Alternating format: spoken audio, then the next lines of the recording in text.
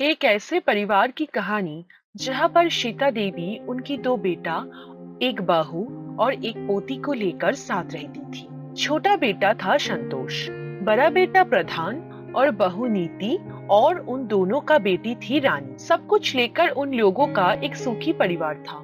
ऐसे ही एक दिन। अरे देवर जी, तुम शादी कब करोगे? मेरे शादी लेकर इतना क्यों चिंता कर रही हो भाभी?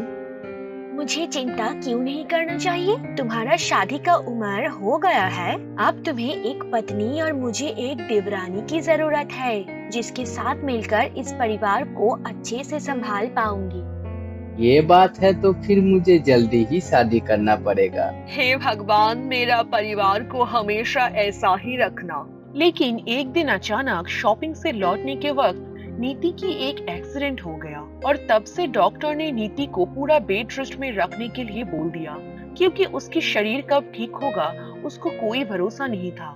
देख प्रधान, नीति बहू का जो हालत है, तो मैं इस उम्र में आकर परिवार का सारी जिम्मेदारियां अकेला नहीं संभाल सकती, इसलिए तेरा भैया का शादी जल्द ही करवाना पड़ेगा।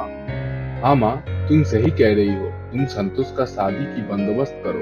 कुछ ही दिनों में सीता देवी ने अपना छोटा बेटा संतोष का शादी मीरा नाम की एक लड़की से करवा के घर ले आई। आओ बहू, घर आओ। दादी, ये मेरी चाची है क्या?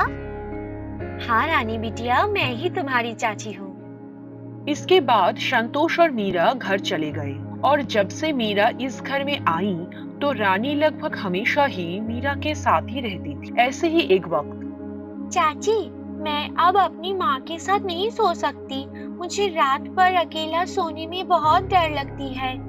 तो मैं रात को तुम्हारी साथ सो सकती हूँ क्या? हाँ रानी, क्यों नहीं। अब से तुम रोज रात मेरे साथ ही सो जाना। सच में चाची? हाँ रानी, सच में। चाची, मैं तुम्हें और एक बात बताऊँ क्या? हाँ रानी, बोलो। मैं तुम्हें छोटी माँ कहकर बुला सकती हूँ क्या? हाँ बिल्कुल, ये तो बहुत अच्छा होगा। तब से मीरा ने पूरी परिवार का देखभाल किया और रानी को माँ का प्यार दिया, और रानी की सारी जिम्मेदारियां भी खुद निभाने लगी। ऐसे ही 4 साल बीत जाने के बाद। प्रधान संतोष, तुम दोनों देख रहे हो कि कैसे छोटी बहू ने इतने सालों तक रानी की जिम्मेदारियां लेते हुए भी पूरे परिवार को अच्छे से संभाल कर रखी है। हाँ माँ, मीरा ने रानी की जिंदगी में नीति की कमी कभी महसूस होने नहीं दी। अब भगवान से एक ही प्रार्थना है कि भाभी जल्दी से जल्दी ठीक हो जाए, तभी हमारा परिवार फिर से पूरा होगा। इस तरह दिन बीत रहा है और नीति भी धीरे धीरे ठीक हो रही है। अब वो बिस्तर में ही उठकर बैठ सकती है।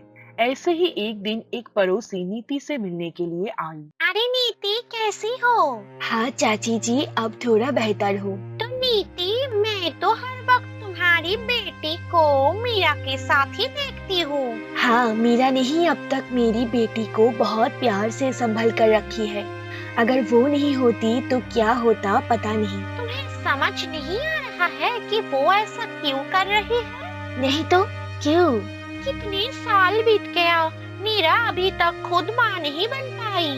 जरूर उसकी कोई समस्या है। शायद वो खुद कभी माँ नहीं बन पाएगी, इसलिए इस घर में आकर मौका मिलते ही तुम्हारी बेटी को तुमसे छीन ली। ये सब तुम क्या बोल रही हो चाची जी? हाँ, मैं सही कह रही हूँ।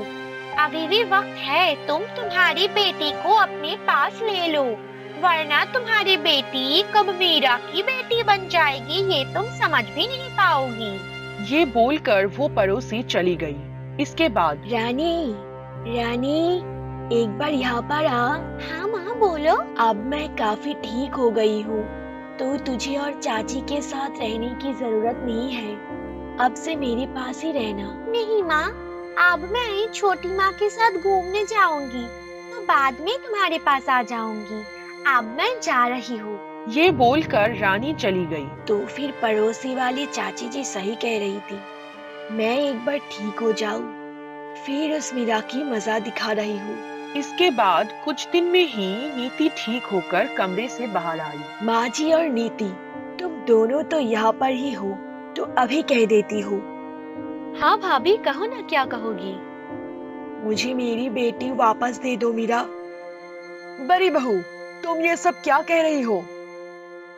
क्यों माँ जी, आप कभी सोची है कि इतने साल हो गया फिर भी आपकी छोटी बहू माँ नहीं बन पाई? असली बात ये है कि मीरा को जरूर कोई समस्या है, तो वो शायद कभी माँ नहीं बन पाएगी। इसलिए सही वक्त पर इस घर में आकर मेरी बेटी को मुझसे छीन लिया। भाभी, तुम ये सब क्या कह रही हो? हाँ हाँ, मैं सही कह रही हूँ। भाभी, मुंह संभाल के बात करो।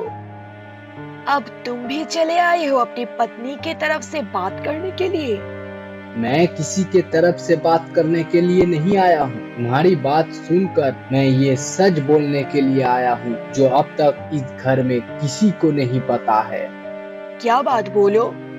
तुम्हारी बीमारी के बाद रानी की देखभाल करने के लिए मीरा खुद कभी माँ नहीं बनी। उसे कोई समस्या नहीं है और अगर वो चाहती थी तो वो माँ बन सकती थी, लेकिन रानी और अपना बच्ची को एक साथ संभाल नहीं पाएगी, इसीलिए मीरा ये फैसला की थी। मीरा, मुझसे गलती हो गई, मुझे माफ कर दो। मैं बिना जाने समझे तुम्हें बहुत बुरी बात कह दिया। मेरी बेटी आज सिर्फ तुम्हारी वजह से एक अच्छा जिंदगी बिता रही है। फिर कुछ महीने बाद खबर आई कि मीरा माँ बनने वाली है। ये खबर सुनकर घर में खुशियां छा गई। तब से इस परिवार में सभी लोग एक साथ मिलकर सुख और शांति से रहने लगा।